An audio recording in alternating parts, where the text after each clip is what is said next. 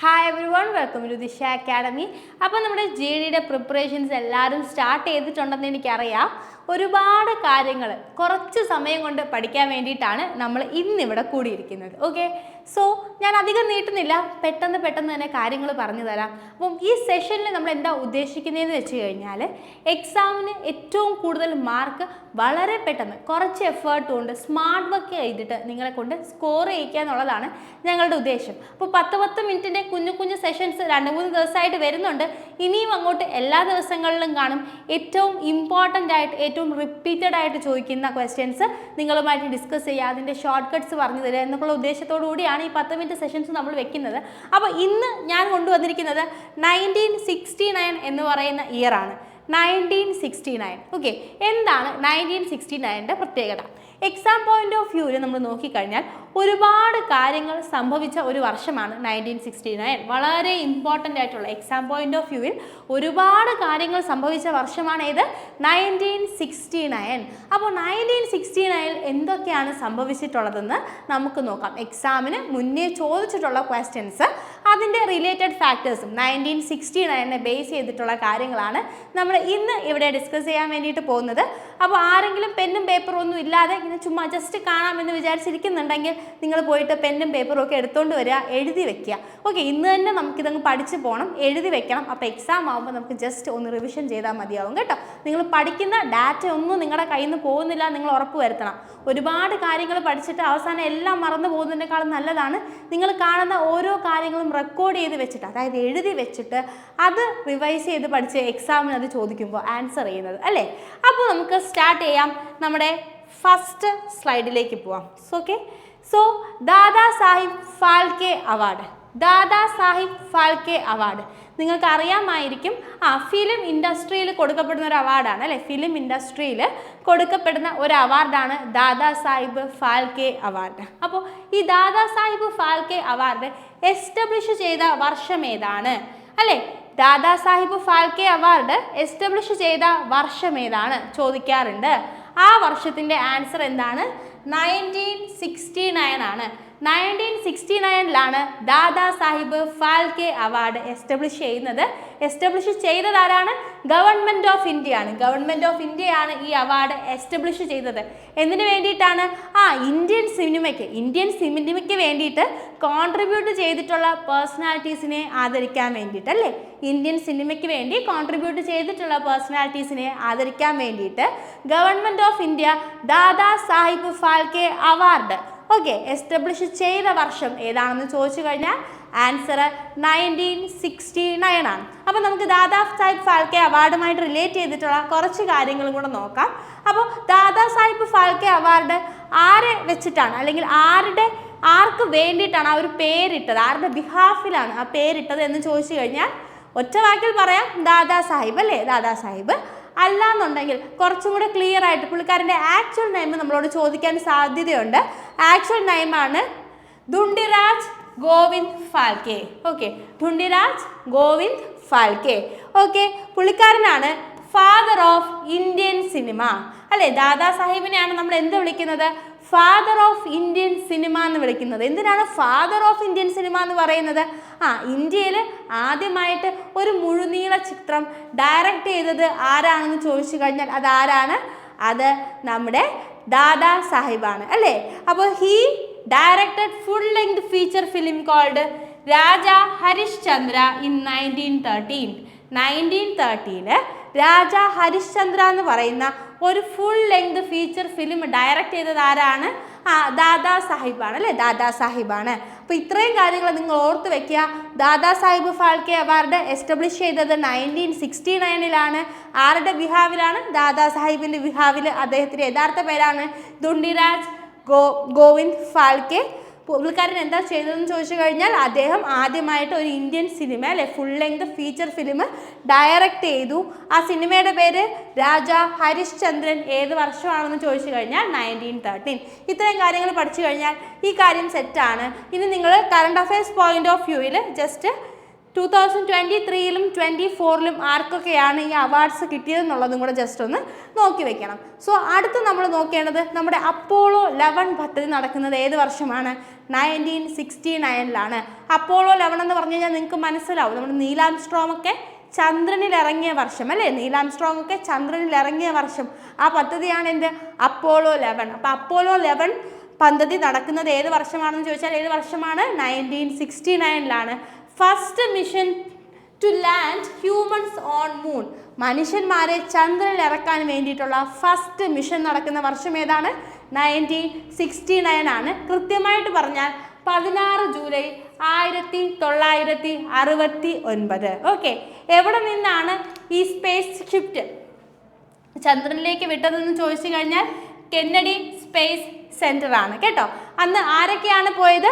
Neil Armstrong പോയി, Michael Collins പോയി, Edwin bus Aldrin പോയി. ഓക്കെ, അപ്പോൾ ഈ അപ്പോളോ 11 സ്പേസ് ക്രാഫ്റ്റ് എന്നാണ് ചന്ദ്രനിൽ എത്തിയത് എന്ന് ചോദിച്ചു കഴിഞ്ഞാൽ ജൂലൈ 20-ാം തീയതിയാണ്. ആദ്യമായിട്ട് ചന്ദ്രനിൽ കാലുകുത്തിയ വ്യക്തി ആരാണെന്ന് ചോദിച്ചാൽ അതാരാണ്? നീൽ ആംസ്ട്രോങ് ആണ്. ഓക്കെ, അപ്പോൾ ഇത്രയും കാര്യങ്ങൾ ക്ലിയർ ആയെങ്കിൽ നമുക്ക് അടുത്ത സ്ലൈഡിലേക്ക് പോവാം. So central industrial security force, central industrial security force CISF full form നോക്കി വെക്കണം. കാരണം ഈ CISF എന്ന് കാണുമ്പോൾ സെൻട്രൽ കഴിഞ്ഞിട്ട് ഒരു ഇന്ത്യൻ എന്നൊക്കെ കൊടുക്കാനുള്ളൊരു ടെൻഡൻസി മിക്ക കുട്ടികൾക്കും കണ്ടിട്ടുണ്ട്. സോ ഇത് സെൻട്രൽ അല്ലേ, ഇന്ത്യൻ എന്ന് പിന്നെ പറയേണ്ട ആവശ്യമില്ല. Central industrial security force form ചെയ്ത വർഷം ഏതാണെന്ന് ചോദിക്കും. ഏതാണ്? 1969 ആണ്. കുറച്ചും കൂടെ സ്പെസിഫിക് ആയിട്ട് പറഞ്ഞാൽ 10 മാർച്ച് 1969. ഡേറ്റ് അത്ര ഇമ്പോർട്ടൻ്റ് അല്ല, പക്ഷെ വർഷം വളരെ ഇമ്പോർട്ടൻ്റ് ആണ്, നിങ്ങൾ നോക്കി വെക്കണം. ഇതിനെക്കുറിച്ച് കൂടുതലൊന്നും പഠിക്കാനില്ല.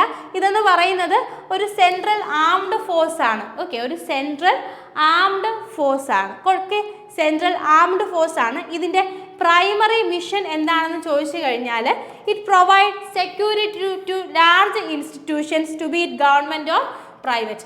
ഗവൺമെൻറ്റോ പ്രൈവറ്റോ ആയിട്ടുള്ള ലാർജ് ഇൻസ്റ്റിറ്റ്യൂഷൻസിന് സെക്യൂരിറ്റി കൊടുക്കാൻ വേണ്ടിയിട്ടുള്ള സെൻട്രൽ ഗവൺമെൻറ്റിൻ്റെ ആംഡ് പോലീസ് ഫോഴ്സാണ് സെൻട്രൽ ഇൻഡസ്ട്രിയൽ സെക്യൂരിറ്റി ഫോഴ്സ് അഥവാ CISF. ഓക്കെ, ഓർത്ത് വെക്കേണ്ടത് CISFൻ്റെ ഫുൾ ഫോം എന്താണ്, ഫോം ചെയ്ത വർഷം എന്താണ്. ഓക്കെ, സോ നമുക്ക് അടുത്ത കാര്യത്തിലേക്ക് പോവാം. മദ്രാസിനെ തമിഴ്നാടെന്ന് റീനെയിം ചെയ്ത വർഷം, മദ്രാസിനെ തമിഴ്നാടെന്ന് റീനെയിം ചെയ്ത വർഷം ഏതാണ്? മദ്രാസിനെ തമിഴ്നാടെന്ന് റീനെയിം ചെയ്ത വർഷമാണ് 1969. മദ്രാസിനെ തമിഴ്നാടെന്ന് റീനെയിം ചെയ്ത വർഷം 1969 ആണ്. ഓക്കെ, സോ ഈ കാര്യം പറയുമ്പോൾ നമ്മൾ ഒരാളുടെ പേര് മറക്കാൻ പാടില്ല, ശങ്കര ലിങ്കനാർ. ഓക്കെ, ശങ്കര ലിങ്കനാർ. അദ്ദേഹം ഒരു എന്താ പറയുക, തമിഴിയനായിട്ടുള്ള ഇൻഡിപെൻഡൻറ്റ് ആക്ടിവിസ്റ്റാണ്, അതുപോലെ തന്നെ ഗാന്ധിയനാണ്. അദ്ദേഹമാണ് മദ്രാസിന് തമിഴ്നാടെന്ന് പേര് മാറ്റണമെന്ന് പറഞ്ഞിട്ട് ഹങ്കർ സ്ട്രൈക്ക് കിടക്കുകയും കുറച്ച് നാൾ കഴിഞ്ഞപ്പോൾ ആ സ്ട്രൈക്കിൽ തന്നെ അദ്ദേഹം മരിച്ചു പോവുകയും ചെയ്തു.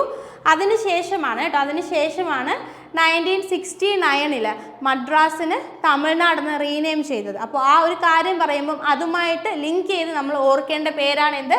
ശങ്കര ലിങ്കനാർ. ഓക്കെ, അപ്പോൾ മദ്രാസിന് തമിഴ്നാടെന്ന് റീനെയിം ചെയ്ത വർഷം 1969 ആണ്. ആരാണ് ആ ആവശ്യം ഉന്നയിച്ച് ഹങ്കർ സ്ട്രൈക്ക് കടന്നതെന്ന് ചോദിച്ചു കഴിഞ്ഞാൽ ശങ്കര ലിങ്കനാർ ആണ്. അദ്ദേഹം ഒരു തമിഴ് ഇൻഡിപെൻഡൻറ്റ് ആക്ടിവിസ്റ്റ് ആണ്, അതുപോലെ തന്നെ ഗാന്ധിയനാണ്. ഓക്കെ, സോ നമുക്ക് അടുത്ത ഡാറ്റയിലേക്ക് പോവാം.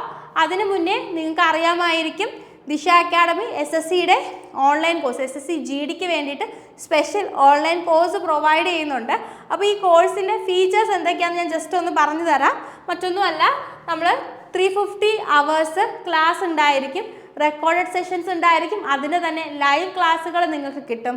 അതിൻ്റെ കൂടെ തന്നെ നിങ്ങൾക്ക് ആപ്പ് വഴി സ്പെഷ്യൽ മോക്ക് ടെസ്റ്റുകൾ ഉണ്ടായിരിക്കും. ഓരോ ടോപ്പിക്ക് കഴിയുമ്പോഴും അതുമായിട്ട് റിലേറ്റ് ചെയ്തിട്ടുള്ള മോക്ക് ടെസ്റ്റുകളും പ്രീവിയസ് ഇയർ ക്വസ്റ്റ്യൻസും നിങ്ങൾക്ക് അവിടെ തന്നെ ഡിസ്കസ് ചെയ്യാൻ വേണ്ടിയിട്ട് പറ്റും. അതുപോലെ തന്നെ ലൈവ് ക്ലാസ്സിൻ്റെ ഇടയിൽ ഡയറക്റ്റായിട്ട് നിങ്ങൾക്ക് ഫാക്കൽറ്റീസിൻ്റെ അടുത്ത് ഇൻറ്ററാക്ട് ചെയ്യാനും പറ്റും.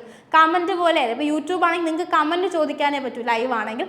ഇതങ്ങനെയല്ല, ആപ്പ് വഴി നിങ്ങൾക്ക് മൈക്ക് ഓൺ ചെയ്ത് ഡയറക്റ്റായിട്ട് നിങ്ങളുടെ വോയിസ് ത്രൂ ഫാക്കൾട്ടീസുമായിട്ട് ഡയറക്റ്റ് ഇൻറ്ററാക്ട് ചെയ്തിട്ട് പഠിക്കാനുള്ള ഒരു ഓപ്പർച്യൂണിറ്റി നമ്മുടെ ആപ്പ് പ്രൊവൈഡ് ചെയ്യുന്നുണ്ട്. അതിൻ്റെ കൂടെ തന്നെ നിങ്ങൾക്ക് ക്ലാസ്സിൻ്റെ മെറ്റീരിയൽസ് ആപ്പിൽ തന്നെ പ്രൊവൈഡ് ചെയ്യും. PDF ഫയലായിട്ട് നിങ്ങൾക്ക് ക്ലാസ്സിൻ്റെ മെറ്റീരിയൽസ് തരും. അതിൻ്റെ കൂടെ ലൈവായിട്ടുള്ള ഇൻറ്ററാക്റ്റീവ് സെഷൻസ് ഉണ്ടായിരിക്കും. ഇതൊന്നും പോരാത്തത് കൊണ്ട് നിങ്ങളെ ഹെൽപ്പ് ചെയ്യാൻ വേണ്ടിയിട്ട് നിങ്ങൾക്ക് മെൻറ്റർ സപ്പോർട്ടും ഉണ്ടായിരിക്കും കേട്ടോ. അപ്പോൾ ഇത്രയും കാര്യങ്ങളാണ് ഓൺലൈൻ കോഴ്സിൽ പ്രൊവൈഡ് ചെയ്യുന്നത്. ഇതിൻ്റെ ഫീസ് വരുന്നത് 2999 റുപ്പീസാണ്. അപ്പോൾ ആർക്കെങ്കിലും ജോയിൻ ചെയ്യണം എന്ന് ആഗ്രഹം ഉണ്ടെങ്കിൽ നിങ്ങൾക്കിതാ ഈ കാണുന്ന നമ്പറിലേക്ക് കോൾ ചെയ്യാം കേട്ടോ. ഈ നമ്പറിലേക്ക് നിങ്ങൾക്ക് കോൾ ചെയ്യാം. 8075753676 8075753676 ഈ നമ്പറിലേക്ക് നിങ്ങൾക്ക് കോൾ ചെയ്തിട്ട് അഡ്മിഷൻ എടുക്കാം. അല്ലാന്നുണ്ടെങ്കിൽ ജസ്റ്റ് എൻക്വയറീസ് ഒക്കെ നോക്കാം കേട്ടോ.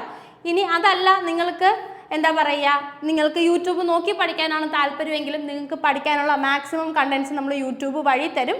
പക്ഷേ ആപ്പിലാണെങ്കിൽ കുറച്ചും കൂടെ സ്പെസിഫൈഡ് ആയിരിക്കും. ഇപ്പോൾ ഇവിടെ നമുക്ക് അരമണിക്കൂർ ക്ലാസ്സുകളോ അല്ലെങ്കിൽ 10 മിനിറ്റ് ക്ലാസ്സുകളോ അല്ലേ നിങ്ങൾക്ക് തരാൻ പറ്റത്തുള്ളൂ. ആപ്പ് ആവുമ്പോൾ ഫുൾ സ്ട്രെച്ചിൽ ഒരു ദിവസം തന്നെ നിങ്ങൾക്ക് 3 to 4 hours ക്ലാസ് ഒക്കെ ഉണ്ടായിരിക്കും. അതെല്ലാം ലൈവ് സെഷൻസ് ആയിരിക്കും. അതിൻ്റെ കൂടെ നിങ്ങൾക്ക് പ്രീവിയസ് ആയിട്ട് റെക്കോർഡ് ചെയ്ത് വെച്ച ഫൗണ്ടേഷൻ കോഴ്സുകളും കാര്യങ്ങളും ഒക്കെ കിട്ടും. അപ്പോൾ അവിടെ നിങ്ങൾക്ക് കുറച്ചുകൂടി എക്സ്ട്രാ കാര്യങ്ങൾ കിട്ടും. പക്ഷേ നിങ്ങളെ കൊണ്ട് ഈ കോഴ്സ് അഫോർഡ് ചെയ്യാൻ പറ്റത്തില്ല എന്നുണ്ടെങ്കിൽ നിങ്ങൾ വിഷമിക്കേണ്ട. നമുക്ക് യൂട്യൂബൊക്കെ നോക്കിയിട്ട് നമ്മളെ കൊണ്ട് പറ്റുന്ന പോലെ പഠിക്കാം കേട്ടോ. അപ്പോൾ താല്പര്യമുള്ളവർ ജസ്റ്റ് ആ നമ്പറിലേക്ക് എൻക്വയറി ചെയ്യാൻ. നമുക്ക് അടുത്ത 5 കിങ്ഡം ക്ലാസിഫിക്കേഷൻ നോക്കാനുണ്ട്. 5 കിങ്ഡം ക്ലാസിഫിക്കേഷൻ വന്ന വർഷം ഏതാണെന്ന് ചോദിച്ചു കഴിഞ്ഞാലും അത് 1969 ആണ് കേട്ടോ. 5 കിങ്ഡം ക്ലാസിഫിക്കേഷൻ വന്ന വർഷം 1969 ആണ്. 5 കിങ്ഡം ക്ലാസിഫിക്കേഷൻ ഇൻട്രൊഡ്യൂസ് ചെയ്തത് ആരാണെന്ന് ചോദിച്ചു കഴിഞ്ഞാൽ R.H. വിറ്റക്കർ അല്ലെങ്കിൽ റോബർട്ട് H. വിറ്റക്കർ. ആരാണ്? R.H. വിറ്റക്കർ അല്ലെങ്കിൽ റോബർട്ട് H. വിറ്റക്കർ. ഓക്കെ, നമ്മുടെ ഭൂമിയിൽ അവൈലബിൾ ആയിട്ടുള്ള എല്ലാ ജീവികളെയും അദ്ദേഹം 5 ഗ്രൂപ്പുകളായിട്ട് തരംതിരിച്ചു. അദ്ദേഹം എന്താ ചെയ്തത്? നമ്മുടെ ഭൂമിയിൽ അവൈലബിൾ ആയിട്ടുള്ള എല്ലാ ജീവികളെയും 5 ഗ്രൂപ്പുകളായിട്ട് തരംതിരിച്ചു. 5 ഗ്രൂപ്പുകൾ ഏതൊക്കെയാണ്? ആദ്യത്തേതാണ് മൊണേറ, രണ്ടാമത്തേത് പ്രൊട്ടിസ്റ്റ, മൂന്നാമത്തേത് ഫംഗെ, നാലാമത്തേത് പ്ലാന്റ്, അഞ്ചാമത്തേത് അനിമേലിയ. 5 ഗ്രൂപ്പുകൾ ഏതൊക്കെയാണ്? മൊണേറ. ഈ മൊണേറയ്ക്കകത്ത് ആരൊക്കെ വരുമെന്ന് ചോദിക്കാറുണ്ട്. ബാക്ടീരിയ ആണ് കേട്ടോ മൊണേറയുടെ മെമ്പേഴ്സ്. മൊണേറയ്ക്കകത്ത് വരുന്ന മെമ്പർ ആരാണ്? അതിനേക്കാളും കൂടുതൽ ചോദിച്ച് കണ്ടിട്ടുള്ളത് ബാക്ടീരിയ വരുന്ന കിങ്ഡം ഏതാണ്? ബാക്ടീരിയാസിനെയൊക്കെ ഇൻക്ലൂഡ് ചെയ്തിട്ടുള്ള കിങ്ഡം ഏതാണെന്ന് ചോദിച്ച് കണ്ടിട്ടുണ്ട്. അത് മൊണേറയാണ് കേട്ടോ. അത് മൊണേറയാണ്. പിന്നെ പ്രൊട്ടിസ്റ്റയുണ്ട്, ഫംഗിയുണ്ട്. ഫംഗിയുടെ കാര്യം പറയുമ്പോൾ മഷ്റൂം അല്ലെങ്കിൽ കൂണ് ഏത് വർഗത്തിൽ പെടുമെന്ന് ചോദിക്കാറുണ്ട്. നമ്മൾ പൊതുവിൽ കൂണൊക്കെ പ്ലാന്റ് ആയിട്ട് കൺസിഡർ ചെയ്ത് കാണാറുണ്ട് ആൾക്കാർ കേട്ടോ. പ്ലാന്റ് ആയിട്ട് കൂണിനെ കൺസിഡർ ചെയ്ത് കാണാറുണ്ട്. പക്ഷേ കൂണ് ആക്ച്വലി ഒരു ഫംഗിയാണ്. നിങ്ങൾക്ക് അറിയാമായിരിക്കും കൂണ് എന്ന് പറയുന്നത് അല്ലെങ്കിൽ മഷ്റൂം എന്ന് പറയുന്നത് ഒരു ഫംഗിയാണ് കേട്ടോ. പക്ഷേ ഇത് കൺഫ്യൂഷൻ ഉള്ളത് കൊണ്ട് തന്നെ അതും പലപ്പോഴും എക്സാം പോയിന്റ് ഓഫ് വ്യൂവിൽ ക്വസ്റ്റ്യൻ ആയിട്ട് വരാറുണ്ട് കേട്ടോ. പിന്നെ പ്ലാന്റിലേക്കകത്ത് പ്ലാന്റ്സ് വരും, അനിമയിലേക്കകത്ത് അനിമൽസ് വരും. Okay, so 5 kingdom classification introduce ചെയ്തത് R.H. വിറ്റക്കർ, വർഷം 1969. ഓക്കെ, അടുത്ത് നമ്മൾ നോക്കാൻ പോകുന്നത് ഇന്ത്യൻ സ്പേസ് റിസർച്ച് ഓർഗനൈസേഷൻ അല്ലെങ്കിൽ ISRO. Indian space research organisation അല്ലെങ്കിൽ ISRO എസ്റ്റാബ്ലിഷ് ചെയ്ത വർഷം ഏതാണ്? അല്ലേ, എപ്പോഴും വരുന്ന ചോദ്യമാണ് ISRO എസ്റ്റാബ്ലിഷ് ചെയ്ത വർഷം. ISRO എസ്റ്റാബ്ലിഷ് ചെയ്തത് 1969 ഓക്കെ, August 15, 1969 ISRO എന്ത് ചെയ്യുന്നത്? എസ്റ്റാബ്ലിഷ് ചെയ്യുന്നത്. ISROയുടെ ഫസ്റ്റ് CEO ആരാണെന്ന് എപ്പോഴും ചോദിച്ച് കാണാറുണ്ട്. ഫസ്റ്റ് CEO ഓഫ് ISRO ആരാണ്? Vikram Sarabhai. Vikram Sarabhai first CEO of ISRO ആരാണ്? വിക്രം സാരാഭായ്. വിക്രം സാരാഭായ്. ഓക്കെ, അടുത്ത് ISROയുടെ ഹെഡ് ക്വാർട്ടേഴ്സ് ചോദിക്കാറുണ്ട് കേട്ടോ. ISROയുടെ ഹെഡ് ക്വാർട്ടേഴ്സ് അന്തരീക്ഷ ഭവൻ. അന്തരീക്ഷ ഭവൻ എവിടെയാണെന്ന് ചോദിക്കും. ബാംഗ്ലൂരാണ്. ബാംഗ്ലൂരാണ് കേട്ടോ. ISROയുടെ ഹെഡ് ക്വാർട്ടേഴ്സ് അന്തരീക്ഷ ഭവൻ എന്നാണ് അറിയപ്പെടുന്നത്. എവിടെയാണ് അല്ലെങ്കിൽ ഏത് സിറ്റിയിലാണെന്ന് ചോദിച്ചു കഴിഞ്ഞാൽ ബാംഗ്ലൂർ സിറ്റിയിലാണ് ISROയുടെ ഹെഡ് ക്വാർട്ടേഴ്സ് ഉള്ളത്. ഓക്കെ, ഒരു കാര്യം കൂടെ ഉണ്ട്. 1969 താരാപൂർ അറ്റോമിക് പവർ സ്റ്റേഷൻ നിലവിൽ വന്നത്. താരാപൂർ അറ്റോമിക് പവർ സ്റ്റേഷൻ എവിടെയാണ്? മഹാരാഷ്ട്ര കേട്ടോ. Tarapur atomic power station Maharashtra. Okay, so ഈ Tarapur atomic power station establish ചെയ്ത വർഷം ചോദിക്കും 1969. അത് എവിടെയാണെന്ന് ചോദിക്കും, മഹാരാഷ്ട്രയിലാണ്. ഇതിൻ്റെ പ്രത്യേകത എന്താണെന്ന് വെച്ച് കഴിഞ്ഞാൽ ആദ്യത്തെ കൊമേഴ്ഷ്യൽ ന്യൂക്ലിയർ പവർ സ്റ്റേഷനാണ്. ഇന്ത്യയിലെ ആദ്യത്തെ commercial nuclear power station. First commercial nuclear power station in India ഏതാണ്? അത് താരാപൂർ അറ്റോമിക് പവർ സ്റ്റേഷൻ ആണ്, അല്ലെങ്കിൽ TAPS ആണ്. അപ്പോൾ ഇതുമായിട്ട് റിലേറ്റ് ചെയ്തിട്ടുള്ള 1-2 കാര്യങ്ങളൂടെ നമുക്ക് നോക്കാം. അടുത്തത് ബിഗസ്റ്റ് ന്യൂക്ലിയർ പവർ പ്ലാന്റ്, ഏറ്റവും വലിയ ന്യൂക്ലിയർ പവർ പ്ലാന്റ് ഏതാണെന്ന് ചോദിക്കും. കൂടംകുളമാണ് കേട്ടോ. കൂടംകുളം എവിടെയാണ്? തമിഴ്നാട്ടിലുള്ള കൂടംകുളം അറ്റോമിക് പവർ സ്റ്റേഷൻ ആണ് ഇന്ത്യയിലെ ഏറ്റവും വലിയ അറ്റോമിക് പവർ സ്റ്റേഷൻ. അതുപോലെ തന്നെ ഏഷ്യയിലെയും അതുപോലെ ഇന്ത്യയിലെയും ആദ്യത്തെ റിസർച്ച് ന്യൂക്ലിയർ റിയാക്ടർ ഏതാണെന്ന് ചോദിക്കും. ഏഷ്യയിലെയും അതുപോലെ തന്നെ ഇന്ത്യയിലെയും ആദ്യത്തെ റിസർച്ച് ന്യൂക്ലിയർ റിയാക്ടർ അപ്സര. എന്താണ്? അപ്സര. ഓക്കെ, അടുത്ത് നിങ്ങൾ ഓർക്കേണ്ട ഒരു കാര്യം കൂടിയുണ്ട്. Father of Indian nuclear programme ആരാണെന്ന് ചോദിച്ചു കഴിഞ്ഞാൽ ആൻസർ ഡോക്ടർ ഹോമി ഭാഭയാണ്. ആരാണ്? ഡോക്ടർ ഹോമി ഭാഭ. ഓക്കെ, അപ്പോൾ 1969 ഇത്രയും പ്രത്യേകതകൾ നമ്മൾ പഠിച്ചു. അതിൻ്റെ എല്ലാം റിലേറ്റഡ് ഫാക്ടേഴ്സ് നോക്കി. നിങ്ങൾക്ക് കണ്ടപ്പോൾ തന്നെ മനസ്സിലായി കാണും, വളരെ ഇമ്പോർട്ടൻ്റ് ആണ്. വരുന്ന എക്സാമുകൾക്ക് ചോദിക്കാൻ ഏറ്റവും സാധ്യതയുള്ള കാര്യങ്ങളാണ്. അതുപോലെ തന്നെ ഇതുവരെയുള്ള എക്സാംസിന് ചോദിച്ച കാര്യങ്ങളാണ്. നോട്ട് ചെയ്ത് വെച്ച് പഠിക്കുക.